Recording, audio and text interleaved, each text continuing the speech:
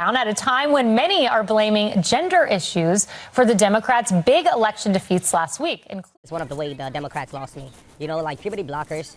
I have 2 kids, you know. I would just be damned for somebody to try to push that upon them.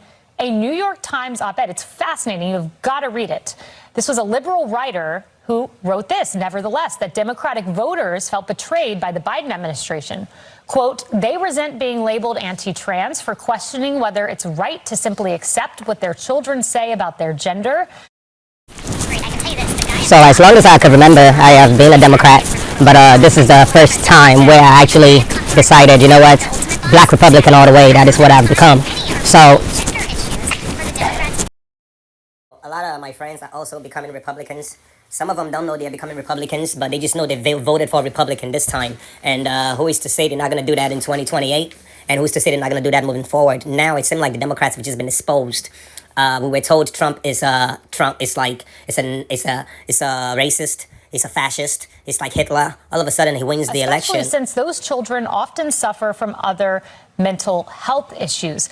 Tommy, this writer, Pamela Paul, was fascinating. She goes on to say this, that more than 14,000 American children had gender-related medical interventions between 2019 and 2023.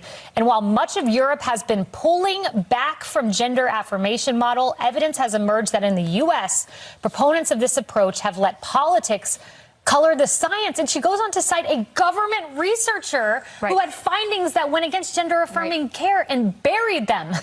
And that study was really important, too, because it was to study the mental health impacts on those that were transitioning. And when it turned out that they didn't have positive mental health impacts 2 years down the road, then she wanted to bury that study that we wasted taxpayer dollars on, and then the media who made us believe Kamala Harris was winning in the polls, how can Trump win with such a clean sweep? And you guys were lying to us this entire time. So that just makes the media not trustworthy. And they just lost a lot of credibility when it comes to that, especially CNN. Like, you made us believe Kamala Harris was winning. And then just to find out she got her ass whooped. So that does not look very good. It makes us not trust you, the media company. This was a liberal writer who wrote this, nevertheless, that Democratic voters felt betrayed by the Biden administration. Quote, they resent being labeled anti-trans for questioning whether it's right to simply accept what their children say about their gender, especially since those children often suffer from other mental health issues. Tommy, this writer, Pamela Paul, was fascinating. She goes on to say this, that more than 14,000 American children had gender-related medical interventions between 2019 and 2023. And while much of Europe has been pulling back from gender affirmation model, evidence has emerged that in the U.S., proponents of this approach have let politics color the science. And she goes on to cite a government researcher who had findings that went against gender-affirming care and buried them. And that study was really important, too, because it was to study the mental health impacts on those that were transitioning. And when it turned out that they didn't have positive mental health impacts 2 years down the road, then she wanted to bury that study that we wasted taxpayer dollars on, by the way. But I would also argue that there are many in the United States who are figuring out that this social experiment of transitioning your minor children, it's a failed social experiment with lifelong repercussions. If you ever talk to somebody, and I have many times, who's trying to detransition, they'll tell you their life is hell. They are hooked on drugs for the rest of their life because of the surgeries that they've had, because of puberty blockers, because of any type of surgeries they've done to their bodies. They will forever be scarred from this. So I think now the American people, not just Republicans and conservatives, are starting to take a look at this and say, this was a failed social experiment. We want to distance ourselves from this. It doesn't have anything to do with adults choosing to be trans. You can do whatever you want. But when it comes to kids, the line has been drawn. And I think that that's a great step forward.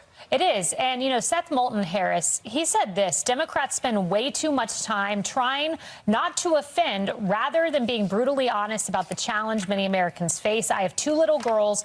I don't want them getting run over on a playing field by a male or formerly male athlete. But as a Democrat, I'm supposed to be afraid to say that. He got a ton of backlash for that very lucid describing that backlash.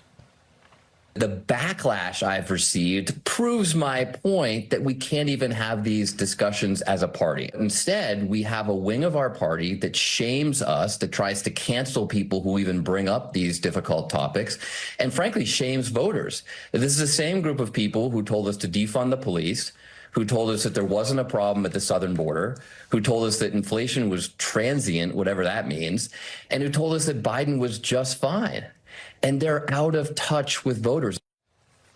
Harris. Yeah, you know, part of the backlash against Seth Moulton ought to include the fact that he actually voted or did not vote against the Trans Bill of Rights. Yeah. I mean, he's got more than a sketchy past on whether or not he really believes what he's saying now. He has an opposite voting record for it. So, I mean, everybody's going to flex now from the left. They want to make sure that they're voting with the right people in silence until it comes time to run again, and then hopefully nobody will remember what they've done in the past. Their votes are was, were now, like AOC's pronouns, right? Was, were now? Yeah. Just pass. Harris over. with the receipts on a Friday. I love well. that. Ben, to your point, look, the New York Times interviewed several undecided voters, and one who was 25 years old said she became radicalized when she saw that infamous commercial about Kamala's for they, them, I'm for you. And she said, I don't like Trump, but I voted on the side of normalcy. Yeah. Because men, we know right from wrong. And you saying a man cannot tell a woman what to do with her body, right? But a teacher could advise a kid to go castrate himself. It's ridiculous.